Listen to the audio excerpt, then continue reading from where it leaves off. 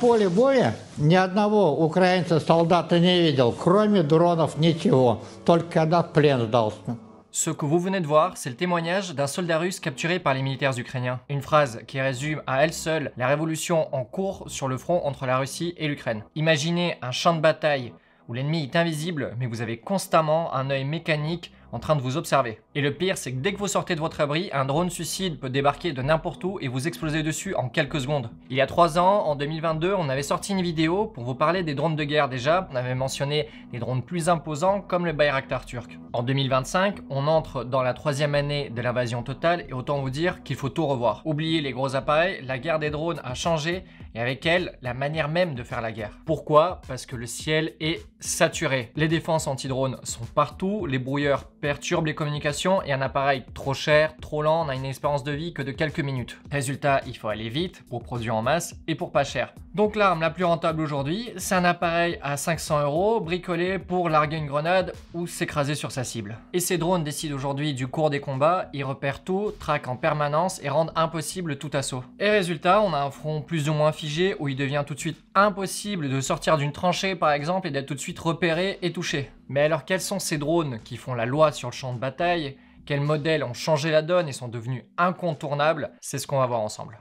On l'a déjà évoqué, l'accessoire indispensable du soldat en Ukraine aujourd'hui, c'est le mini-drone. Que ce soit du côté ukrainien ou russe, on en produit désormais des millions par an et chaque jour, des centaines de drones tombent sur le front. On parle ici de modèles bon marché, fabriqués le plus souvent avec des composants chinois et utilisés pour un tas de missions. Reconnaissance pour inspecter une zone, renseignement pour offrir des informations à l'artillerie et attaque forcément, soit en mode largage d'explosifs, soit en mode suicide et cette technique, elle s'est réellement imposée depuis 2 ans environ. Et certains crachent même du feu. Oui, vous avez bien entendu.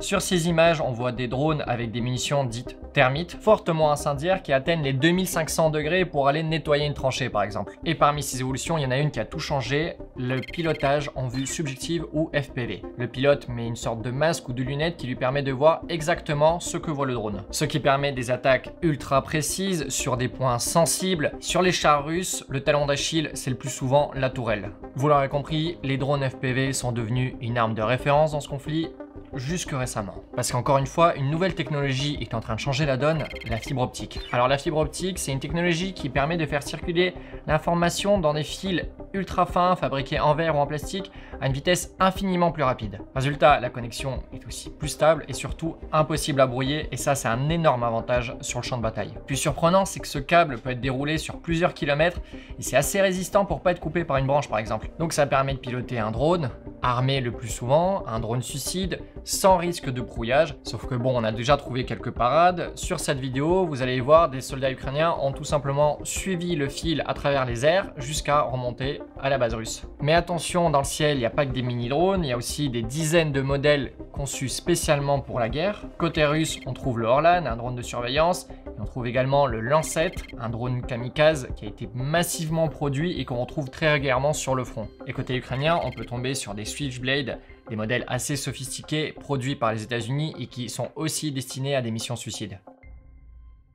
Mais s'il y a bien un drone avec une longue portée qui a déjà marqué ce conflit, c'est le Shahed 136 ou la version russe, puisque la Russie a racheté cette technologie à l'Iran, le Geran 2. On parle d'un drone assez imposant, avec une envergure qui dépasse les 2,5 mètres et des charges explosives assez lourdes qui vont de 40 à 50 kg et toujours une seule et unique mission, partir se cracher contre des immeubles et exploser. Et ce drone, on l'a surtout vu au-dessus des villes ukrainiennes car les Russes l'utilisent pour des missions de démoralisation, c'est-à-dire frapper les populations civiles ou les infrastructures énergétiques pour par exemple couper l'électricité ou le chauffage en plein hiver. Un Shahed en soi, ce n'est pas un drone qui est particulièrement discret. Il est imposant, il peut être lent, il est plutôt bruyant et il peut être détruit avant même d'atteindre sa cible. Le problème, c'est que la Russie ne va pas forcément envoyer qu'un seul Shahed, mais des vagues sur plusieurs points de la ville pour saturer la défense aérienne et toucher des points sensibles, comme récemment la centrale de Tchernobyl.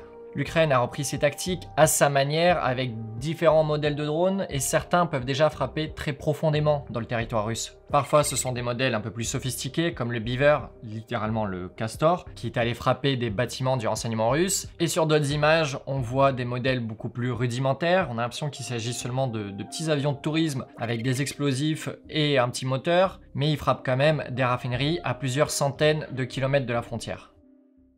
Alors on vous a beaucoup parlé des drones aériens, mais la bataille se joue aussi en mer et de plus en plus avec des drones navals. Et on peut même parler d'une flotte entière de barques autonomes côté ukrainien. Il faut savoir qu'évidemment ces drones permettent de pallier des manques de matériel. Il ne faut pas sous-estimer ces petites embarcations qui font des dégâts très importants. En mer Noire, plus de 15 navires de guerre russes ont déjà été endommagés et même coulés depuis le début du conflit. Et sur Terre, eh bien ça se développe aussi. Alors souvent les drones terrestres sont considérés comme moins efficaces parce que plusieurs humains peuvent les détecter avant que le drone ne les repère eux. La Russie utilise déjà des mini-drones avec des chenilles pour apporter par exemple des médicaments ou des munitions à l'autre bout d'une tranchée. L'Ukraine a même lancé une première offensive uniquement composée de ces mini 4x4 téléguidés. Et évidemment, ils sont encore une fois bourrés d'explosifs. Ce qu'on vient de vous raconter, ce sont des phases de test parce que les deux camps expérimentent constamment. On voit des drones pilotés avec des manettes de Xbox, on voit des drones avec des mitrailleuses, on voit des drones avec des missiles. L'objectif c'est toujours le même, trouver la nouvelle technologie qui va percer les défenses adverses. Et évidemment c'est une guerre,